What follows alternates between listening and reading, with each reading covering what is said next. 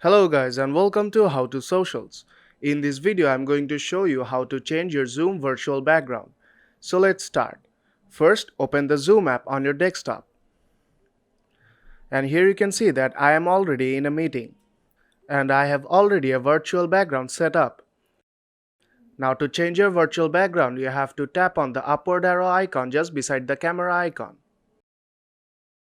And then tap on Choose Virtual Background. Here you will see some presets. You can try out those. And if you want to add your own virtual background, you have to tap on this plus icon and then tap on Add Image.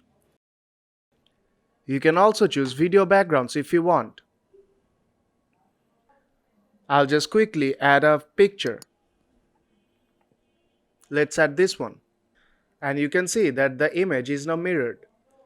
And if you want to remove this feature, then all you have to do is disable Mirror My Video.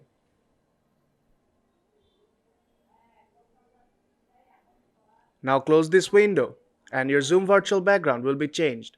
So if this video helped you out, then don't forget to leave a like, and I'll see you in the next tutorial.